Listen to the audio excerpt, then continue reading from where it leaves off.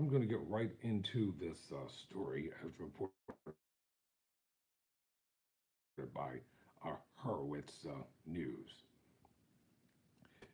The headline reads U.S. President Biden is devastated and outraged over the death of American Israeli Hersh Goldberg-Polin in Hamas captivity. So, according to Harretz News, Goldberg-Polin's parents had met repeatedly with U.S. officials and other top internationally addressed the Democratic National Convention. I admire them and grieve with them more deeply than words can express, Biden said. Hersh Goldberg-Polin, an Israeli-American dual citizen who became one of the most internationally recognizable hostages captured on October 7 due to the tireless advocacy of his parents, was confirmed killed after his body was among 6 recovered from Gaza on Saturday. Quote, with broken hearts, the Goldberg-Polin family is devastated to announce the death of their beloved son and brother Hersh. The family thanks you all for your love and support and asks for privacy at this time. Close quote.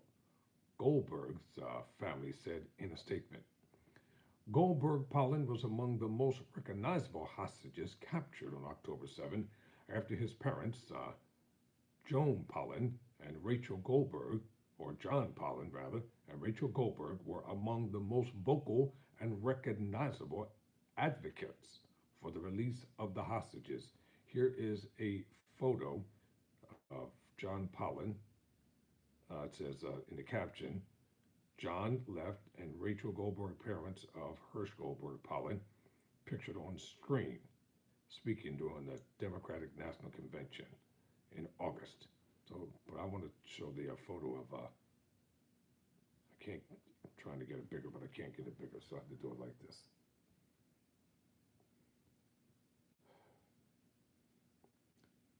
Those who have committed this murder, they must be held accountable. This is something that America cannot take lightly here. Immediate action must be taken. Shortly after the family confirmed his death, U.S. President Joe Biden said he was devastated and outraged about the news that Goldberg-Polin was killed by vicious Hamas terrorists. And that's exactly what they are. When you're dealing with people like that, you cannot play with them. Hersh was among the innocents brutally attacked while attending a music festival for peace in Israel on October 7. He had lost his arm helping friends and strangers during Hamas's savage massacre. He had just turned 23. He planned to travel the world, Biden said.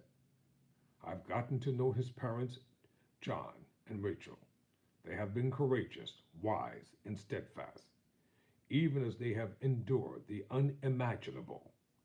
They have been relentless and irrepressible champions of their son and of all the hostages held in an unconscionable conditions. I admire them and grieve with them more than deeply than words can express, Biden continued. President Biden added that he knows all Americans tonight will have them in their prayers, just as Joe and I will. Continuing that, I have worked tirelessly to bring their beloved Hersh safely to them, and am brokenhearted by the news of his death. It is as tragic as it is reprehensible. Make no mistake, Hamas leaders will pay for these crimes, and we will keep working around the clock for a deal to secure the release of the remaining hostages. Quote, close quote. Vice President Kamala Harris expressed her condolences too. Doug and my prayers are with John and Polin and Rachel Goldberg-Polin, Hersh's parents, and with everyone who knew and loved Hersh. When I met with John and Rachel earlier this year, I told them, you are not alone. That remains true as they mourn this terrible loss. Americans and people around the world will pray for John, Rachel, and their family and send them love and strength. As it is said in the Jewish tradition, may Hersh's memory be a blessing, she said. Hamas is an evil terrorist organization with these murders. Hamas has even more American blood on its hands. I strongly condemn Hamas's, continued brutality. And so must the entire world, she added. The threat Hamas poses to the people of Israel and American citizens in Israel must be eliminated. Hamas cannot control Gaza. The Palestinian people, too, have suffered under Hamas's rule for nearly 2 decades. U.S. Secretary of State Antony Blinken called Goldberg-Polin an American hero who will be remembered for his kindness and selfishness. He said, "Our hearts break for John, Rachel, and their entire family, as well as the other families who found out today their loved ones won't be coming home. May their memory be a blessing." The killing of these hostages only further confirms Hamas's depravity. It should release all the hostages immediately. We will continue to work with our partners in the region to secure an agreement without delay that frees the remaining hostages, he says, quote unquote. Goldberg-Polin's parents met repeatedly with U.S. officials and other top international leaders and recently addressed the Democratic National Convention in one of the most warmly received addresses of the entire event. Republican and Democratic lawmakers alike expressed deep sadness about the news of Goldberg-Polin's death. I'm absolutely heartbroken by the deaths of several hostages held by Hamas, including U.S. citizen Hersh Goldberg-Polin, to Republican Representative Michael McCall, the chair of the House Foreign Affairs Committee. These innocent people should all be home today with their families. Instead, they were murdered by terrorists. My heart is with all of the bereaved families, including the Goldberg-Polin family, who I met earlier this summer.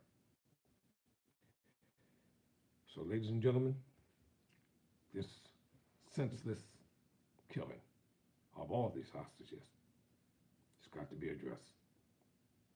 America, you got to step up. Benjamin Netanyahu, you are the Prime Minister of Israel.